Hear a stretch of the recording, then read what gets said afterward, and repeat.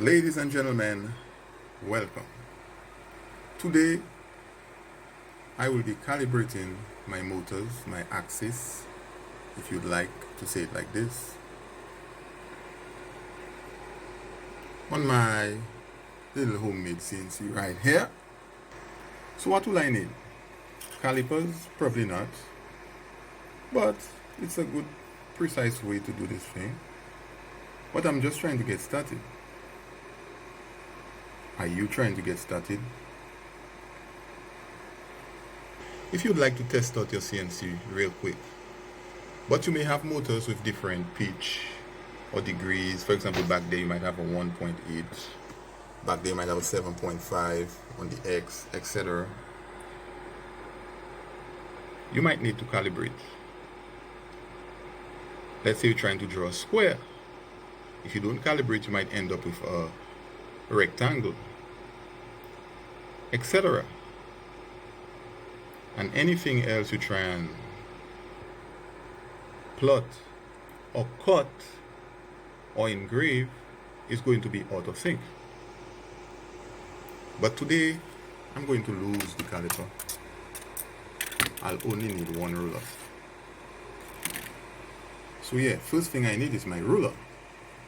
Something pointy enough. Here I have my little tool head, my pen, my little plotter. It can be a nail, something sharp. You know, pull out your Sharpie or the sharpest end mill you have, javelins, and start calibrating. So what next do I need? Well, I'm using UGS. So I already have the software. I'm just going to test my axis and make sure everything works right. Oh, and another thing, please use a fan on your controllers. It helps. Okay? It will elongate the life span. Don't burn your controllers out trying to copy everything you see other people do. Some people know how to control these things real well and might not need fans, but do you know how to control them real well? If you make a mistake on these things, a fan can be very forgiving. So I'm estimating that I tested my axis, make sure they are moving right, the right direction.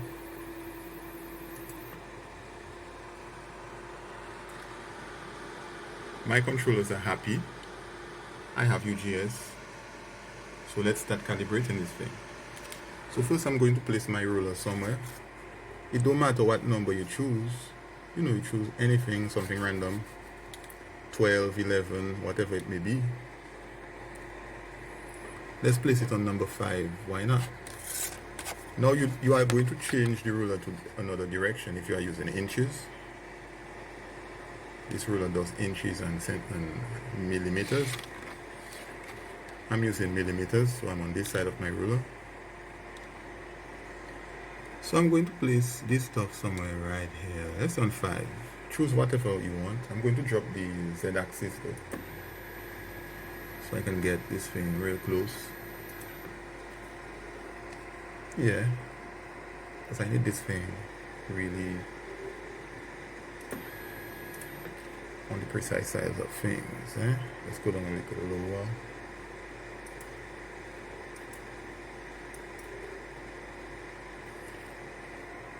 We should be good there. So now that I have this, I'm going to start the calibration procedure. I'm going to open machine. I'm going down to setup wizard. I'm going to wait for it to connect. It's connected. I'm going down to next.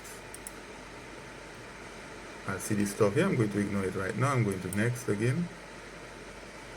When you're done calibrating, if you find your motors are not moving in the right direction, you can invert them right there. I'm going to tap next. And I don't think my stuff is calibrated. I'm going to start with the X-axis. I'm going to zero out everything.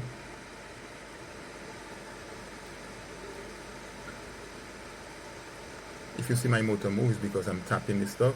I'm going to do it on the positive side. So let's go.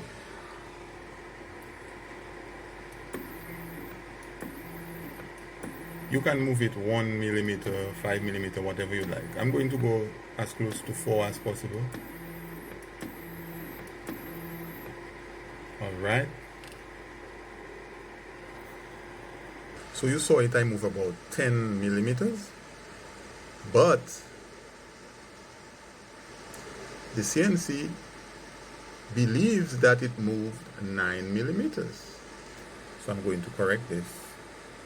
On this side, on measure, I'm going to place 10 mils. And on this side, it's going to give me a number. Steps. Now, this is what I had originally, 100. But it's wrong. So I'm going to place 90.3 in there.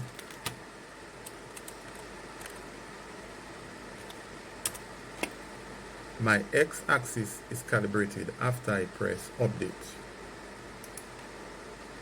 And here you have it.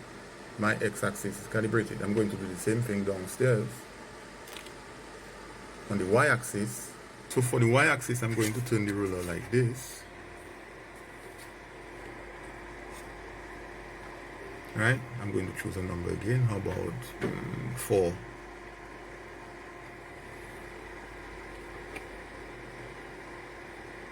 And I'm going to move this thing.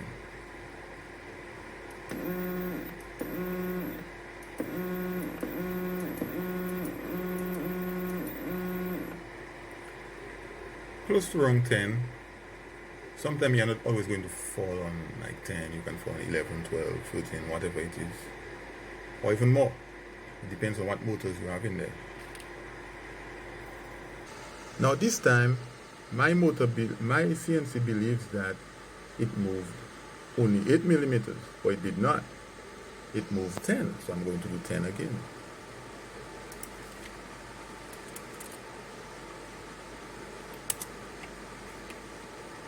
Alright. It gave me this number, 87.1. I'm going to stick 87.1 in there. 87.1.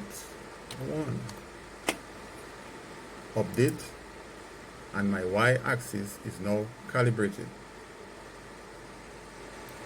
And I'm going to do the same thing with the Z-axis. So as you can see, I might have attempted to have a go at this with a marking right there. And I'm going to place the ruler to stand. And it's about 4 right now. And I'm going to move Z plus a bit.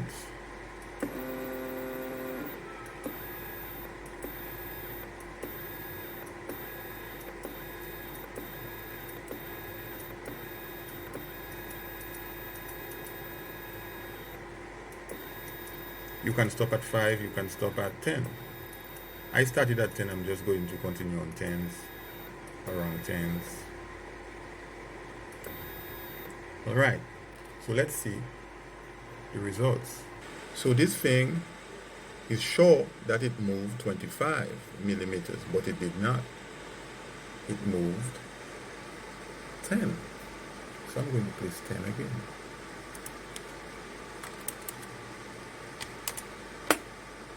And it gave me 1250, so I'm going to place 1250 up there.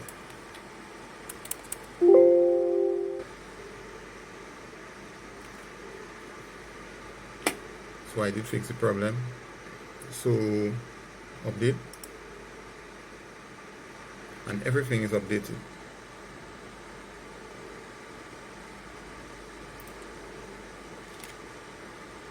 Now I did this like this for a while, but really I got 11. I got 11 really. So now, just to show you, sometimes you can get 11. If I'm just watching this thing here, it's 11.